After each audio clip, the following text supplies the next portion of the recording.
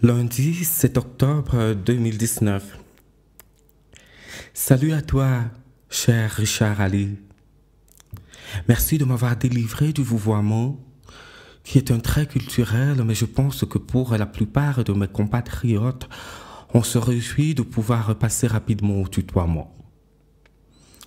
J'ai eu beaucoup de plaisir à faire ta connaissance grâce à ta première lettre, traversée par une immense vitalité. Merci. Cet email va ressembler plutôt à un télégramme car je tombe de fatigue. Mais je souhaitais te le dire sans attendre un jour de plus. Ton nom complet ressemble à une mélodie. Je me réjouis de connaître son histoire. Pardonne ce micro-message. À bientôt plus longuement. Amicalement, Anne-Sophie.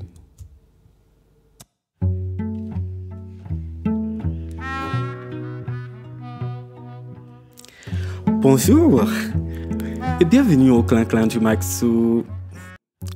Quelle joie, quelle émotion de vous présenter aujourd'hui ce texte.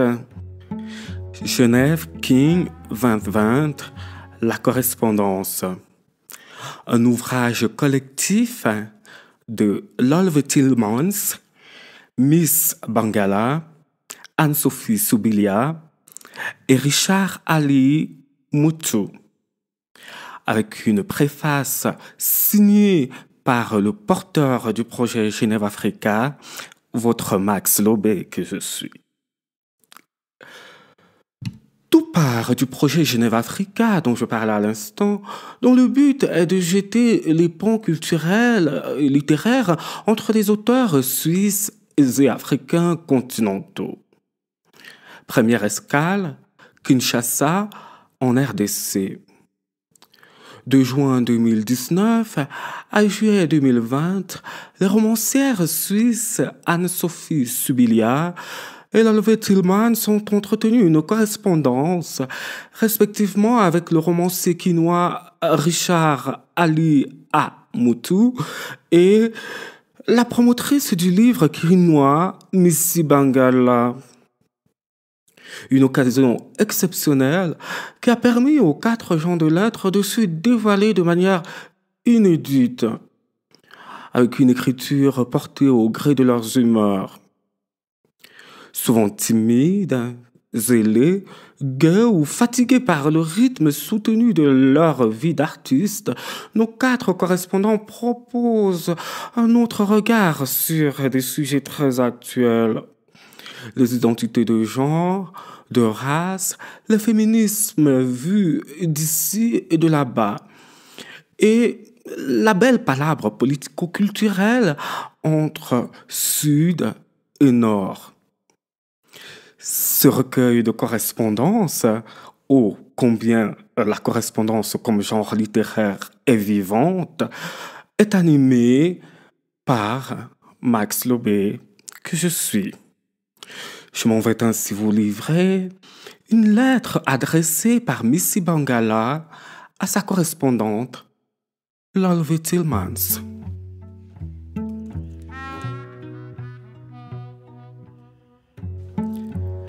Mardi 25 novembre 2019. Cher Lolve, désolé de ce long silence. Malade? Oui, mais pas trop. Voyage? Oui, mais pas si loin. Oh, la politique du corps, ou bien la politique et le corps, ils vont si bien ensemble. En grandissant, l'habillement qui était autorisé pour les femmes professionnelles du Zaïre était le wax. Pour être exact, c'était un libaya. Un haut en pagne, un liputa, pagne, et un autre liputa noué par-dessus l'autre pour affiner la silhouette de la belle zaïroise. Dans tous les lieux officiels, les femmes étaient obligées de s'habiller ainsi. Et bien évidemment, le pantalon était interdit. J'ai lu quelque part cette semaine que c'est la religion et surtout la Bible qui est à l'origine de ce courant patriarcal.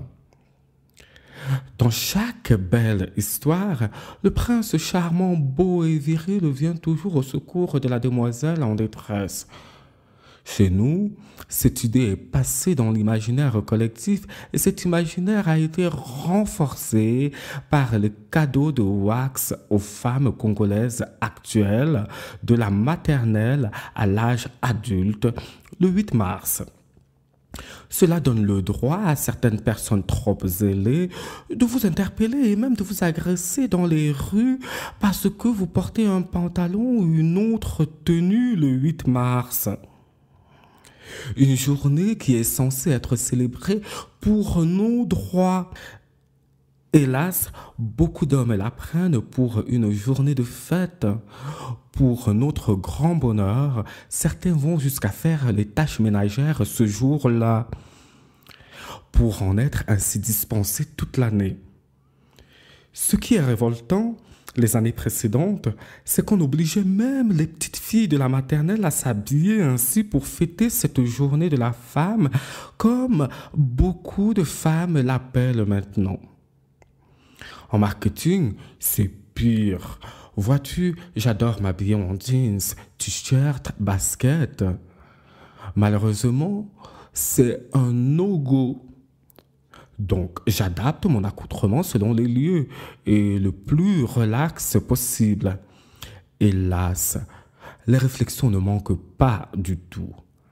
À croire que, dans leur cerveau, ils ruminent « Reste belle et tais-toi ».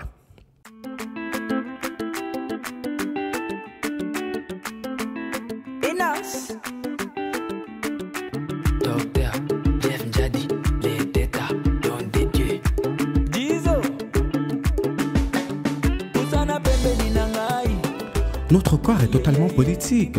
Les viols comme armes de guerre, les mutilations, les abus, les violences. La laideur a une certaine part de beauté en elle. Mais je ne pense pas que quand certains pensent qu'on l'est, ça nous dispense de leur regard ou de leurs commentaires. La beauté déteste les idées. Elle se suffit à elle-même. Une œuvre est belle comme quelqu'un est beau. Cette beauté dont je parle provoque une érection de l'âme. Une érection ne se discute pas. Notre époque se dessèche à force de parlotte et d'idées. J'aime beaucoup ces paroles de Cocteau. Cela décrit si bien la perception-action de notre physique qu'à l'autre. Pour les cheveux naturels, ma touffe ou des fois même une coupe très garçonne. Les premières personnes à être choquées étaient mes proches.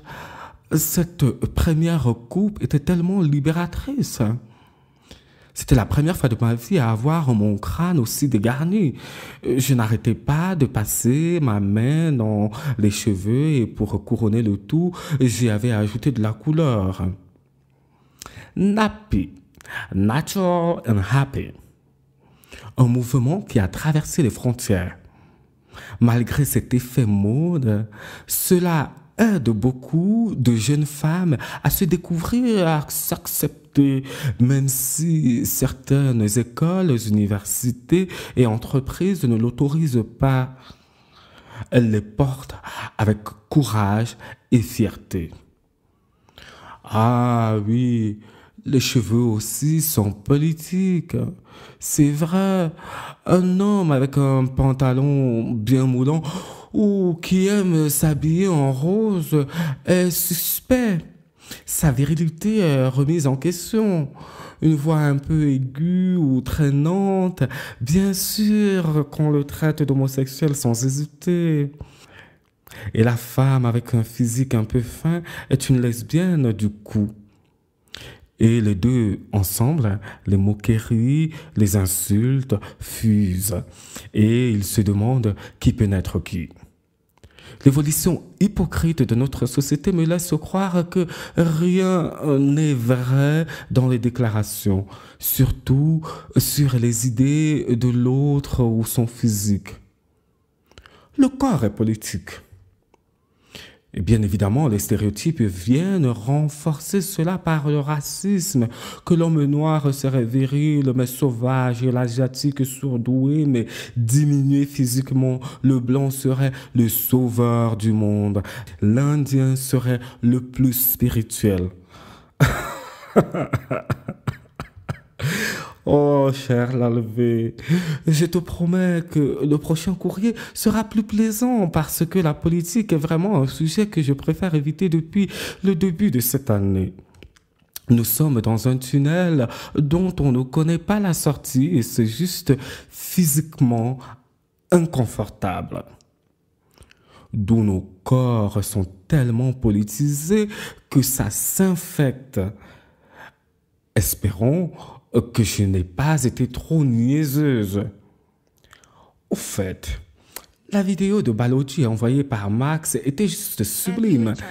J'aime beaucoup le travail de cet artiste. Il sait me transporter dans un Kinshasa futuriste et hallucinant avec les mélanges des artistes performeurs de Ndakuya. La vie est belle, la maison, la vie est belle. À croire que la chanson est racontée par les images et non le contraire.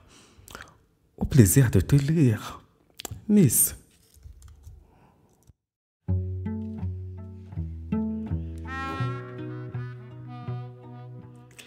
Voilà, chers amis, c'était la lecture d'une des nombreuses lettres de Miss Bangala, dite Missy, promotrice et distributrice du livre à Kinshasa, capitale de la RDC. Lettre adressée à sa correspondante dans le cadre du projet Geneva Africa, la romancière genevoise Lolvé Tillmans. Genève King 2020, la correspondance, publiée aux éditions BSN Presse, octobre 2020. N'oubliez pas, si nous ne le lisons pas, alors comment allons-nous nous comprendre?